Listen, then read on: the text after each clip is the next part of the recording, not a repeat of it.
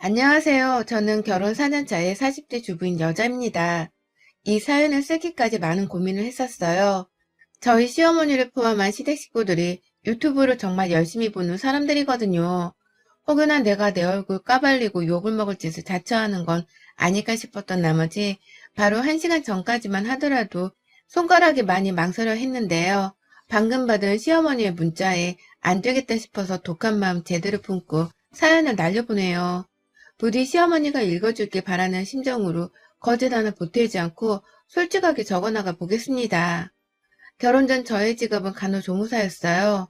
집안에 돈이 없어 당연히 돈을 벌어야 한다는 생각으로 인문계가 아닌 상업계 고등학교에 진학을 했었고, 학교 내에서 교우 관계로 인해 적응을 잘 하지 못하고 3년 내내 겉돌기만 하다가 결국 취업도 제대로 하지를 못한 채 졸업을 했네요. 사는 게 너무 막막했고 또 나는 왜 이렇게 모자라기만 하게 사는가 싶어서 스스로에 대한 자책도 엄청 했던 시기였습니다. 집에서는 부모님이 빨리 돈을 안 벌어다 준다며 보채시고 주변에 그나마 남아있던 일부 친구들은 다 취업을 했다는 소식이 들려오던 그때 이대로 더 지치하다가 나 진짜 낙동갈 오리알 되겠구나 싶어서 바로 간호조무사 자격증을 따고자 했죠. 그냥 너무 어렸던 때였고 뭘 해야 제가 잘 먹고 살 수 있는지에 대해서 알려주는 어른 한 분이 안 계셨기 때문에 저는 당장 제가 취업을 할 수 있는 자격증부터 따고자 했던 것이었습니다. 거기에 들어가는 돈은 아르바이트로 충당을 했고요. 그렇게 결혼 전까지 10년이 넘게 일을 했어요. 10년 내내 월급엔 변동이 없었지만 돈 벌어다 친정 부모님께 드릴 수 있는 용돈이라도 있는 게 어딘가 싶었습니다. 어쩔 땐 젊어서 고생을 더 해보자며 간호조무사 일과 다른 편의점 아르바이트를 병행했던 적도 있었는데요. 그렇게 반년하다가 몸이 부서질 것 같아서 얼마 버티지를 못하고서는 바로 아르바이트를 그만두기도 했죠. 그 후에는 간단한 부업 같은 걸 하면서 어떻게든 받는 월급을 더 올려보고 살려고 했고, 겨우 20대였음에도 불구하고 이렇게까지 하며 살았을 만큼 저는 답 없는 제 인생을 나름 잘 살아보겠다고 정말 열심히 일했습니다. 제가 서 있던 그 길 위에서 말이죠. 그러다가 남편을 만난 건 일하던 병원에서였어요. 저는 직원이었고 남편은 환자로 찾아봤었는데 그냥 치근덕거리며 말을 걸길래 이 사람이 왜 이러나 싶었는데 유독 저한테만 집중해서 말을 걸더라고요. 누가 봐도 저한테 호감이 있다는 사람처럼 말이죠. 주변 직원 동료분들이 우리 둘 사이를 이어주려고도 하셨고 남편은 진료가 끝나질 않는 건지 아주 주기적으로 찾아와서는 저와 얼굴을 마주치고 또 대화를 나누려 했습니다. 그렇다 보니 저도 연애 한번 안 하고 일만 하며 고생하고 살다가 그냥 한번 연애를 해보고 싶었어요. 그땐 돈에 대한 숨통이 좀 트였던 때였는지 그냥 연애에 활짝 마음이 열려버리더라고요. 그렇게 남편과의 인연을 맺었고 그렇게 맺은 인연으로 결혼도 하게 되었답니다. 남편이 저보다 7살 연상의 남자였어요. 친절하지 못했던 저희 친정아버지와는 달리 제게 잘해주는 남편이 아버지 같기도 하고 푸근한 어른 같기도 해서 마음은 확 기대버리고 싶었네요. 그렇게 결혼을 하고서 유부녀가 되었던 저. 하지만 그와 동시에 저는 일을 그만둬야 했어요. 이유는 바로 시어머니의 성화 때문이었죠. 간호조무사라니? 내가 어디 나가서 며느리 직업 부끄럽다며 제대로 말도 못하고 다니겠다. 조무사가 뭐냐? 차라리 옆에 있는 간호사를 꼬셔올 것이지. 왜 하필 조무사를 꼬셔 데려와서는 결혼을 하겠다고. 아이고, 내 머리야. 라고 하면서 제 직업이 부끄럽다는 말씀을 어찌나 하던지요. 결혼하던 당시에도 저를 많이 못마땅히 하고 남편이랑 나이 차이가 너무 많이 나 보인다면서 밖에서 낳은 딸이냐는 민망한 말씀도 하긴 하셨었거든요. 그래도 전 결혼하고서 제가 잘하는 모습을 보이면 시어머니와의 관계가 많이 좁혀질 줄 알았습니다. 하지만 시어머니는 시어머니시더라고요. 저도 열심히 산다고 조무사로 일하며 살았던 것인데 그간의 제 노력은 아무것도 봐주시지 않고 그저 직업을 비하하기만 바쁘셨죠. 저는 제가 간호조무사로 일하는 걸 자랑해 본 적도 없고 그저 어떻게 하면 더 잘 살 수 있는지를 모르는 어린애였기에 주어진 직업이나 열심히 붙들고 늘어진 채 부업까지 해가며 최선을 다해 살았을 뿐인데 말입니다. 그렇게 저는 결혼하고 내내 시어머니를 마주칠 때마다 괜시리 유축이 되고 자존심조차 챙기지를 못하는 약자의 존재가 되어갔어요. 저희 시어머니 목소리가 또 크긴 얼마나 크시던지요. 한번 소리를 지르며 저를 혼내시거나 마음에 안 든다고 제가 가진 직업에 대하여 비하를 하실 때만큼은 저도 정말 주눅이 들어서 바보같이 서 있기만 할 수밖에 없었어요. 남편과 늘 함께 시어머니를 뵙는 것도 아니었고 남편이 일을 하는 동안에 시어머니가 본인이 사는 집으로 저를 자주 불러내셨던 바람에 단둘이 좋아할 때가 많았죠. 그렇게 둘이서 있을 때에는 사람이 그냥 평범하게 있었던 일에 대해서 얘기도 나누고 도란도란 웃으면서 농담이라도 주고받을 수 있을 텐데 저희 시어머니는 그 어떤 것도 저랑 하고자 하질 않으셨습니다. 애초에 마음에 안 들던 며느리였는데 그런 며느리가 무슨 말을 하건 시어머니는 관심이 없으셨던 거죠. 그런데도 저를 꼬박꼬박 시댁으로 불러내기는 하더라고요. 그리고 무엇보다도 매주 시어머니가 동네 근처에 있는 시장으로 장을 보러 장바구니를 끌고 가시거든요. 동네 근처라고는 하지만 걸으면 좋게 30분은 가야 해서 버스를 꼭 타야만 했고요. 그날은 무조건 제가 시어머니의 곁에 동행을 해서는 같이 따라가야 했던 날이었습니다. 처음에는 제가 일을 하러 가야 하니 못 간다며 거절을 했었는데요. 시어머니가 그걸 남편한테 전화를 해서는 조무사 주제에 그만 안 두고 여태 일하고 있는 거냐면서 아주 난리를 피워대신 바람에 남편이 다 쩔쩔매면서 제 일을 그만두게 하겠다고 말씀을 드렸어요. 그 바람에 저도 남편의 뜻을 따라 직장을 그만뒀고 대신 제가 돈을 못 벌어 친정에다가 용돈을 드리지 못하게 되었으니 그걸 남편이 대신 내줄 수 있냐고 물었죠. 그러자 남편도 큰돈이 아니니 자기가 충분히 지불할 수 있다면서 그 후로는 저희 친정 용돈까지 남편이 알아서 챙기기 시작했고요. 어쩌면 휴식 한번 취하지 못하고 20살 적부터 쭉 일만 하고 살았던 저에게는 일을 쉬고 가정주부가 된다는 것은 큰 행운과도 같았습니다. 내가 일을 하지 않아도 내가 먹고 살 만한 돈들이 들어오고 있고 또 남편이 대신 우리 친정의 용돈도 다달이 준다고 하니 정말 팔자가 핀 케이스였죠. 그렇게 생각을 하고서는 시어머니의 잔소리도 다 토달지 않고 받아들이려 했습니다. 하지만 제가 일을 그만두고 나서는 더욱 적극적으로 저를 찾으시고 시장 갈 때마다 뭐 그리 사는 것 많으신지 한가득 바구니에 담는 바람에 저는 그걸 질질 끌면서 시장 바닥부터 시댁까지 돌아다녀야 했어요. 제일 고역했던 것은 집에 가는 길에 버스를 타는 것이었죠. 만약 버스가 지상버스가 아니라 계단을 올라가야 하는 버스라면 저는 그 무거운 장바구니를 제 손으로 혼자 들고서 버스에 올랐다가 내려야 했거든요. 순간 장바구니를 들어 올렸다가 하늘의 별이 보였던 적도 있었고요. 너무 무거워서 도저히 혼자 들 수가 없어 시간을 지체하다가 승객한분이 못 기다리겠다며 애처로운 눈빛으로 저를 도와주신 적도 있었습니다. 그 순간마다 저희 시어머니는 벌써 버스 안에 자리를 잡고서는 혼자 창밖을 보며 편안히 앉아 계셨죠. 밖에 첫사랑이라도 있는 건지 얼굴에는 살짝 미소까지 머금고서 쳐다보는데 그때마다 제 속에서는 천불이 끓었어요. 그렇게 겨우 집에 도착을 하고 나면 고생길은 또 연속이었습니다. 시장에서 사온 야채 혹은 고기들을 손질해야 한다면서 저를 바로 부엌으로 집어 넣으셨어요. 저는 야채 손질 다 해서는 냉장고 안에 고이 모아놓는 일까지 떠맡았어요.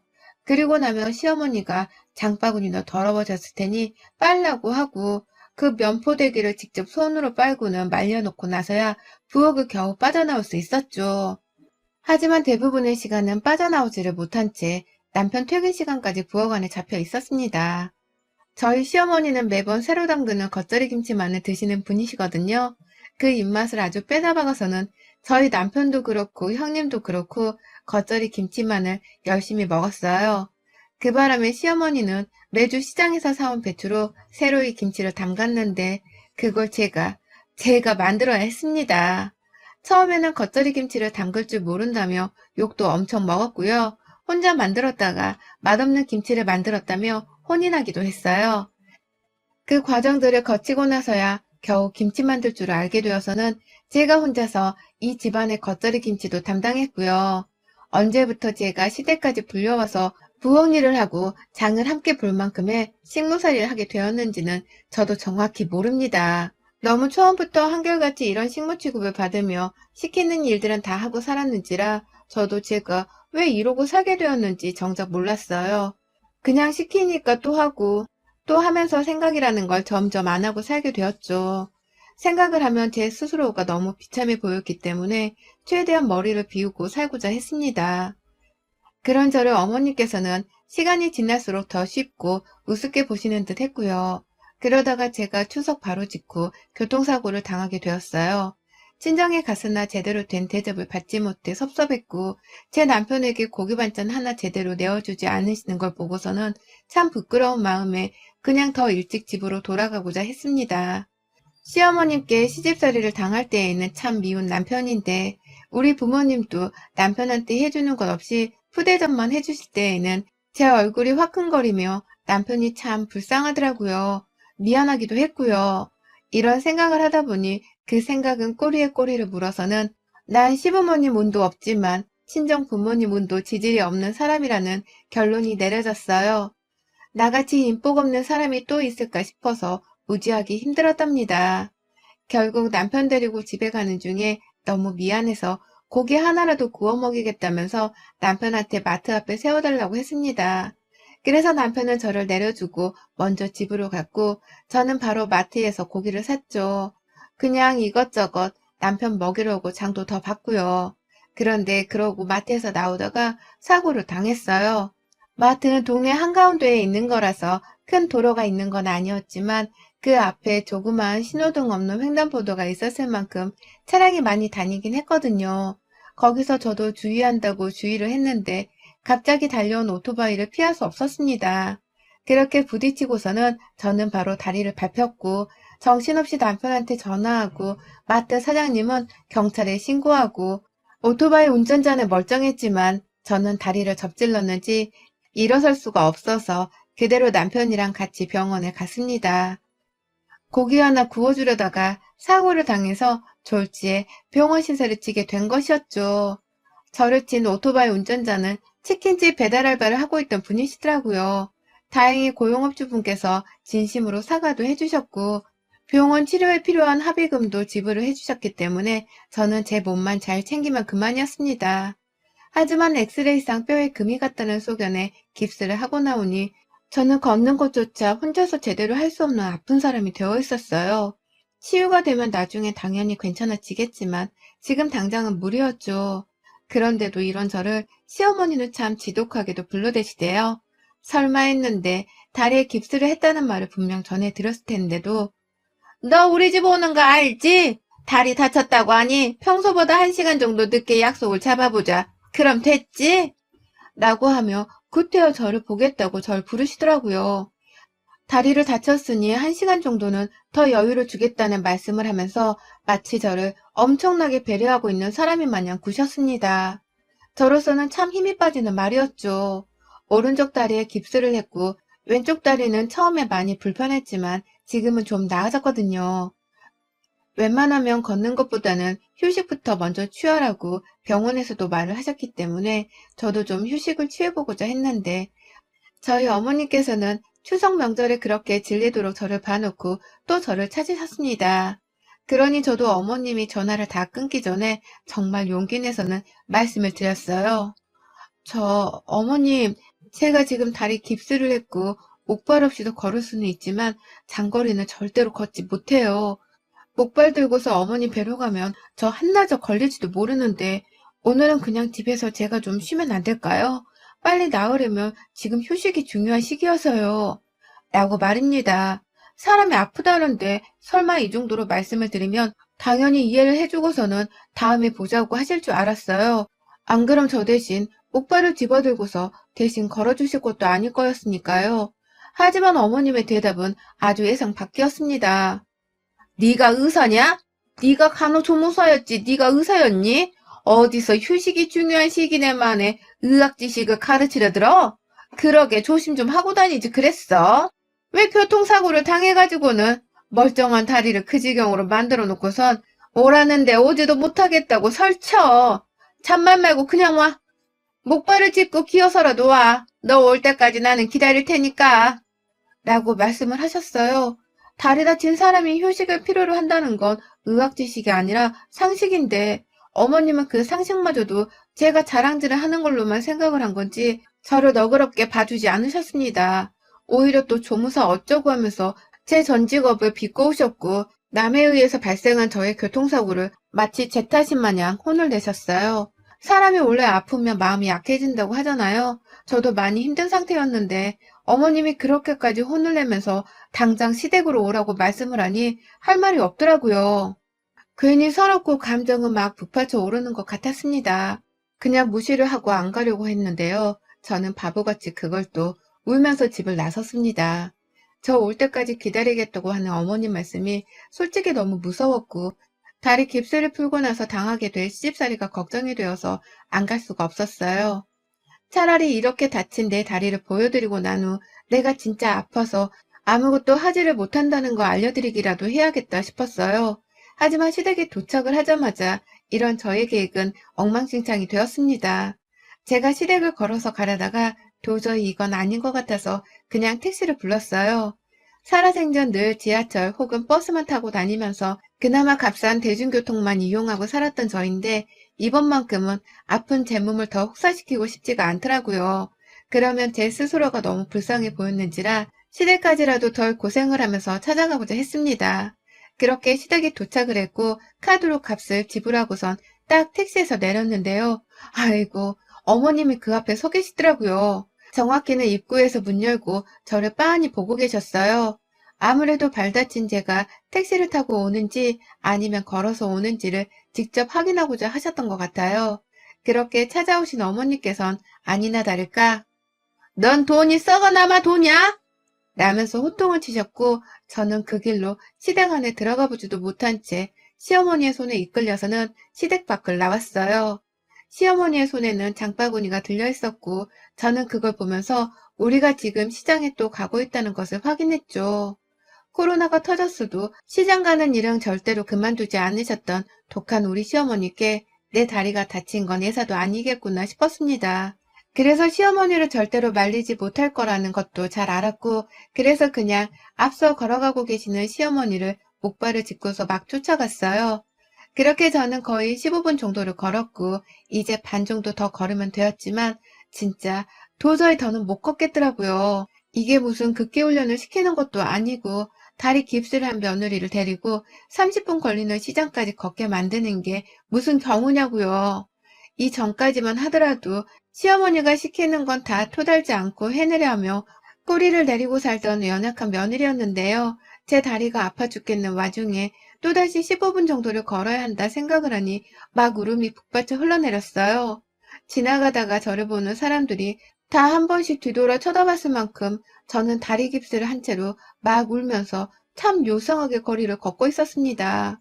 제 한계점에 거의 다다랐을 때쯤 시어머니는 저만치 앞서 가시다가 "아휴, 진짜 더는 힘들어서 못 걷겠다. 야, 너 빨리 안 와?" 라고 화를 내시더라고요. 막 손을 흔들면서 빨리 안 나오냐며 어찌나 닥달을 하시던지요. 평소에는 늘 버스를 타고서 가던 거리인데 제가 택시를 타고서 시댁에 온 게 아니고 오셨는지 일부러 걸어서는 막 시장까지 가려고 하시더니만 본인 불에 지쳐서는 시어머니가 먼저 포기를 하시더라고요. 더는 못 걷겠다면서 막 손으로 부채질을 해대시다가 그냥 버스를 타자면서 옆에 있는 정류장 안으로 들어가시대요. "야, 힘드니까 이제 버스 타자. 일로 와, 빨리." 라고 외치시면서 말입니다. 순전히 본인 몸이 피곤해서는 저에게 버스를 타고자 한 것이더라고요. 알고는 있었지만 애초에 다리를 다친 며느리는 안중에도 없던 분이셨습니다. 그런 시어머니를 옆에서 쳐다보며 저는 아주 거친 숨을 몰아내쉬었어요. 제가 울면서 걸어온 걸 아는지 모르는지 시어머니는 멀쩡한 두 발로 겨우 15분을 걸어놓고서는 아픈 저보다 자신이 더 힘들다는 듯이 "아유, 짜증나. 이게 뭔 고생이야. 힘들어 죽겠네." 라고 하면서 자꾸 승질을 내셨죠. 그 짜증을 다 받아들이고 있던 저의 짜증도 점점 극에 달하고 있었고 이러다 진짜 나 그냥 쓰러져 버리면 어쩌나 싶어서 오만 생각도 다 들었어요. 물도 마시고 싶고 그냥 자리에 앉고도 싶다는 욕구가 빗발쳤고, 그래서 당연히 시어머니 옆에 남아있던 정류장 의자에 잠시 앉아보려고 했죠. 그런데 그 순간 저는 기겁을 하면서 목발을 집어 던질 뻔했습니다. 어머님이 글쎄, 앉지 마! 어디 시어머니랑 같이! 라고 하면서 저에게 일어나 있으라고 소리를 지르더라고요. 지금 힘들게 걸어오느라 짜증이 북받쳐 죽겠는 상황인데 어딜 감히 내 옆에 앉으려고 하냐면서 이게 다 너 때문이라면서 저한테 화를 내는 겁니다. 저는 시댁에 오라고 해서 시어머니 말씀대로 찾아왔고 걸어서 시장에 가려고 하시길래 따라서 걸어온 죄밖에 없는 피해자였는데도 말이죠. 막 혼자서 짜증이 북받쳐서는 너는 왜 다리를 다쳐서는 아유 짜증나 이 아무짝에도 쓸모없는 것 라면서 혼자 막 투덜대다가 멀쩡한 제 목발을 발로 뻥 차신 바람에 제가 잠시 휘청였습니다. 그리고 그때 버스가 도착을 했는데요. 아무렇지 않게 저한테 화풀이를 하고선 혼자 버스 안에 들어가려고 하는 시어머니의 뒷덜미를 잡았어요. 먼저 가세요 기사님 이라면서 버스를 보내버리려고 하니 시어머니는 이 아이 미친년 너 뭐하는 거야 라면서 막 제 손을 놓게 하려고 발악을 하시대요. 저는 그 자리에서 버스가 가기만을 내내 기다리다가 제 앞에서 손 놓으라고 난리를 쳐대는 시어머니를 놓아놓고는 그 뒤통수를 손바닥으로 세게 갈겨버렸습니다. 사람이 다쳤는데 다른 사람도 아니고 며느리가 다쳤는데 다친 사람을 데리고 생고생을 시켜가면서 걷게 만들더지만 고작 어머님이 힘들다고 이제 버스를 타자고 해요? 어머님이 그러고도 천당 가실 수 있을 것 같아요? 부처님도 어머님 같은 사람을 안 받아줘요. 어딜 가도 어머님은 그렇게 살다가 지옥에 갈 겁니다. 라고 말을 하면서 들고 있는 목발로 확 한 대 때려주겠다는 듯이 손을 드니까 어머님이 아! 라고 하면서 주랭랑을 치더라고요. 제가 뒤통수를 좀 세게 쳐드렸는데 그게 많이 아프셨는지 저랑 제대로 한판 뜨지도 않고는 그냥 그 길로 저희가 왔던 길을 향해서 막 냈다 뛰시는 거예요. 그마저도 나이가 있으신 분이라서 경보를 하듯이 재촉을 하며 천천히 뛰어가셨고요. 도망치면서 제가 따라오나 안 오나 뒤를 돌아보는 그 꼴이 얼마나 우습던지요.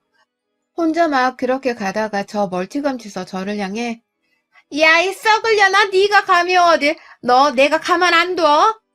라고 하면서 또 할 말을 하던데 제가 그 뒤를 바짝 쫓겠다면서 시어머니가 계신 방향을 향해 막 걸어가는 모습을 취하니 어머님은 또 바로 주랭랑을 치더라고요. 그 길로 저는 어머님이 너무 없어 보이고 또 애잔하다며 그냥 도망치는 그 꼴을 무시한 채 혼자 택시를 잡았어요.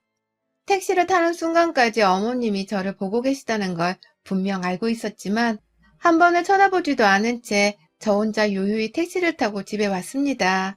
그리고는 하루 잠수를 타더니만 아까 문자가 한 통 왔네요. 너 내가 가만 안 둔다고 했다 분명히 라고 말이죠. 이 문자에 저는 또 속이 뒤틀려서는 이 사연을 써보겠다는 결심을 하게 되었고요. 이 글을 쓰는 도중에 제가 잠시 시어머니께 너도 내가 가만 안 둬! 라는 답장을 보냈는데요. 남편 퇴근할 때까지 시어머니가 전화를 계속 해대고 난리도 아니셨어요. 이걸 받을까 말까 고민을 하다가 그냥 전화는 남편에게 바로 바꿔줬습니다. 아픈 사람을 똥개울려 시키길래 뒤통수 한 대 갈겨드렸다는 말까지 솔직하게 하면서 더 이상 시어머니를 어른 대접해주고 싶지 않으니 상대할 거면 당신이 직접 하라는 말까지 분명히 하면서 말이죠. 그리고 저는 그와 동시에 일이 힘들고 박봉이더라도 다시 간호조무사 일을 시작하기로 마음 먹었습니다. 차라리 내가 속 편하게 직장 다니고 돈 벌어서 나다운 삶을 조금이라도 접해보며 사는 게 낫겠다 싶었거든요. 왜 진작 시어머니의 자잘한 시집살이들을 거절하지 못하고 살았었나 싶어서 저를 향한 후회도 크지만 이제라도 늦지 않았으니까요. 아직 아이가 없을 때 좀 더 저를 위한 시간 혹은 자기 개발에 투자를 하면서 저도 좀 시어머니의 곁을 완전히 벗어나 볼까 합니다. 남편이 이혼을 하자고 하면 전 그냥 이혼을 각오도 되어 있을 정도로 지금 당장 시어머니가 꼴도 보기 싫어요. 이 다리만 나오면 당장이라도 시댁에 쳐들어가서 그날 못한 한 소리라도 질러대며 다신 날 찾지 말란 경고를 제대로 봐가지고 올까 합니다. 여러분의 생각은 댓글로 남겨주세요. 오늘도 시청해 주셔서 정말 감사합니다.